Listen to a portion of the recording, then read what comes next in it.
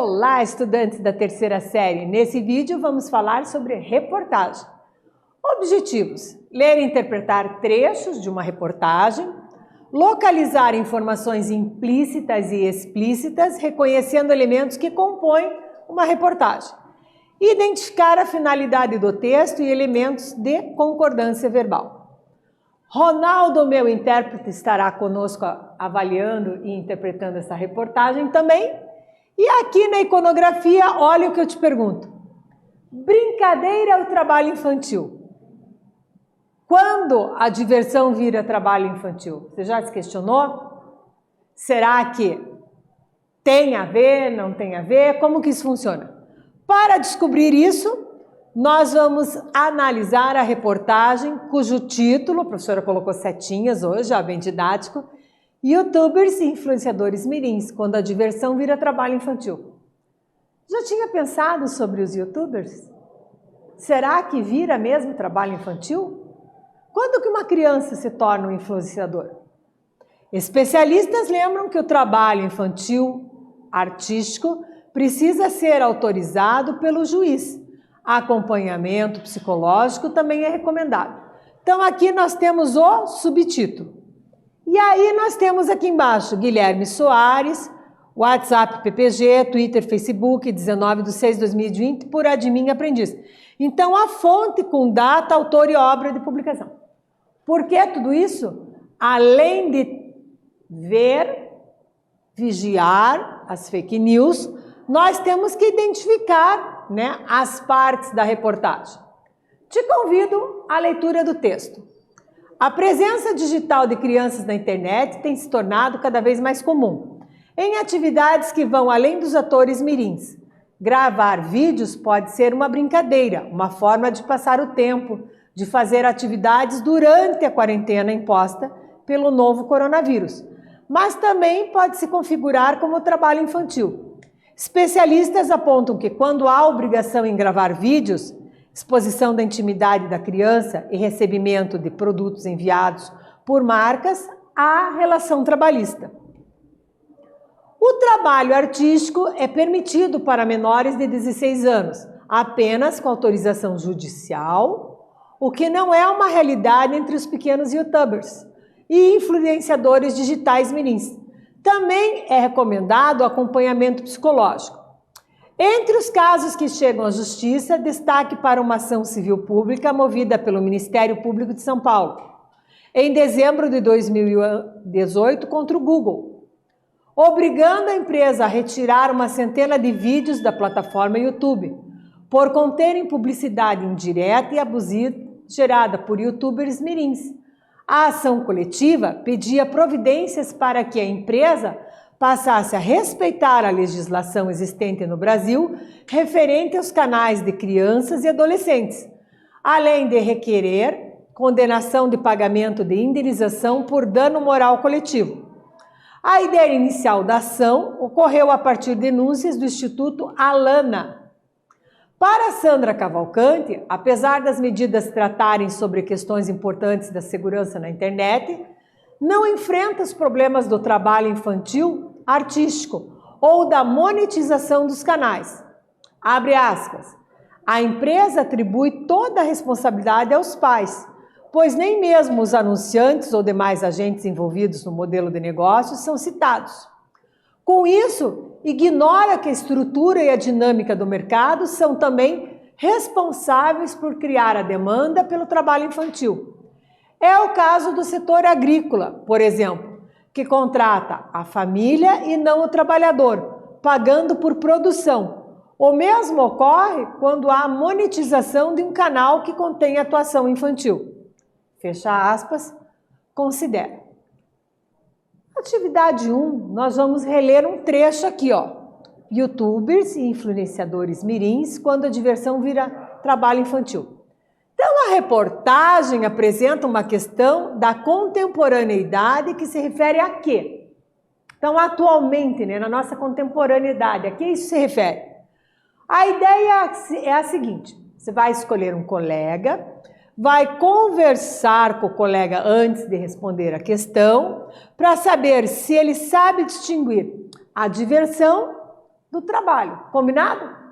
Faz aí, que eu te aguardo aqui.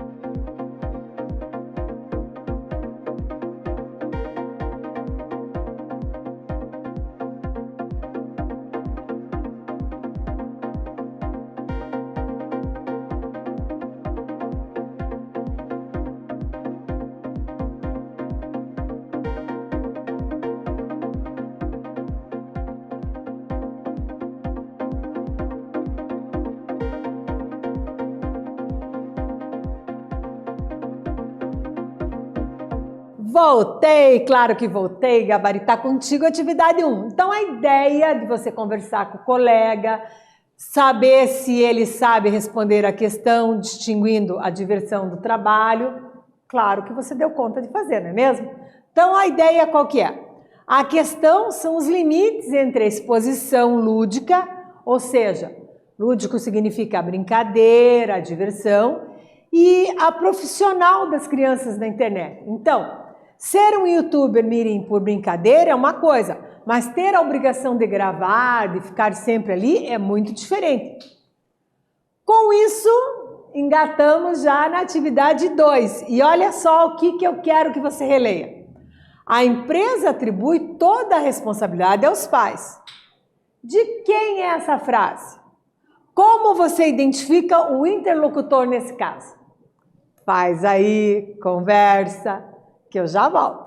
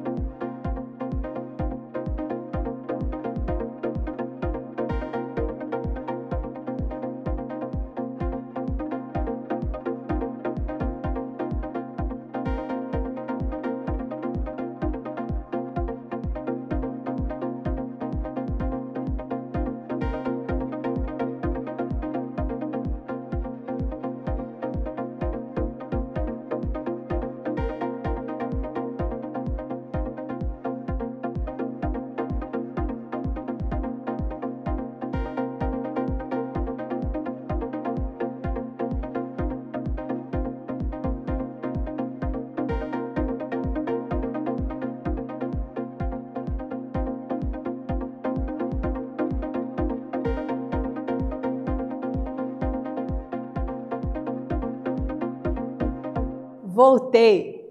Olha o que a questão pede. Releia. A empresa atribui toda a responsabilidade aos pais. A primeira questão é de quem é a frase. Então, nós vamos voltar aqui no texto e vamos ver que, para Sandra Cavalcante, apesar das medidas tratarem sobre opiniões importantes da segurança na internet, não se enfrenta os problemas de trabalho.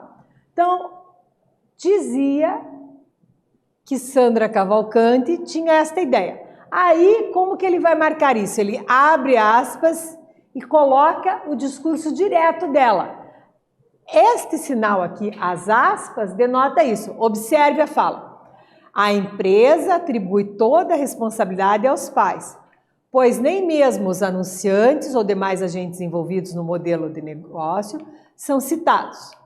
Então, com isso, eu tenho aqui, ó, ignora que a estrutura e a dinâmica do mercado são também responsáveis por criar a demanda pelo trabalho infantil. É o caso do setor agrícola, por exemplo, que contrata a família e não o trabalhador, pagando por produção. O mesmo ocorre quando há o quê? Monetização de um canal que contém a atuação infantil.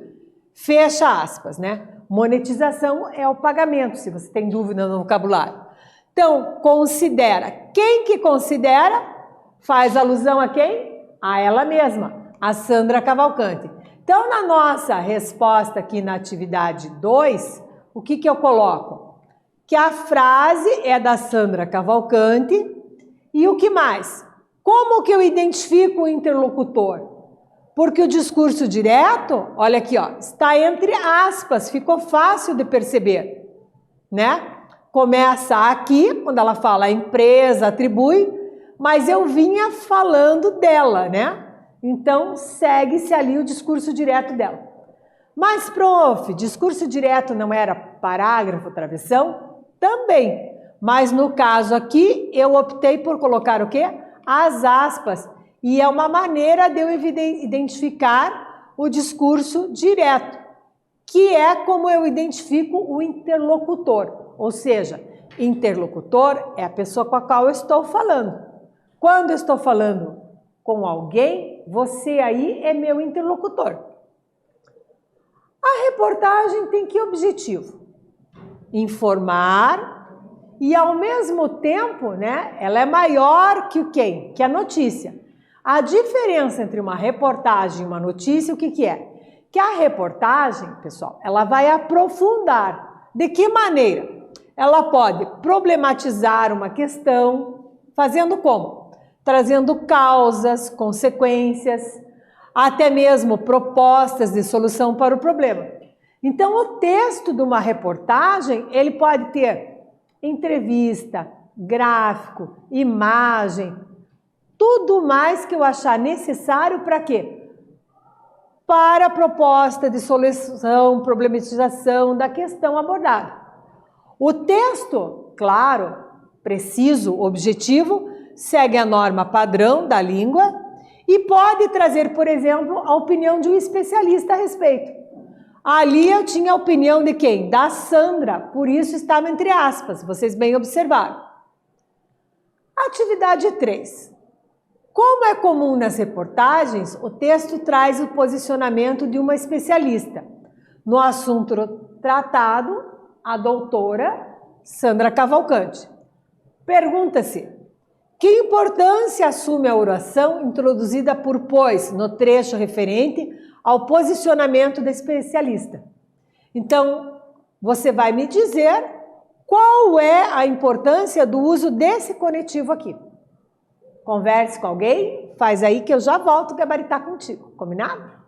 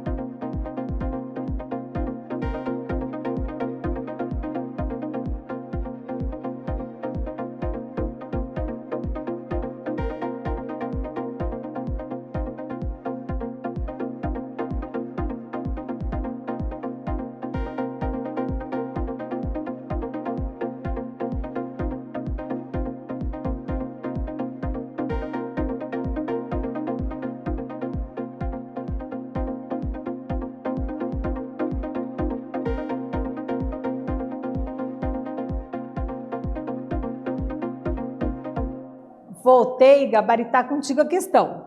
Que importância assume a oração introduzida por pois no trecho referente ao posicionamento de especialista?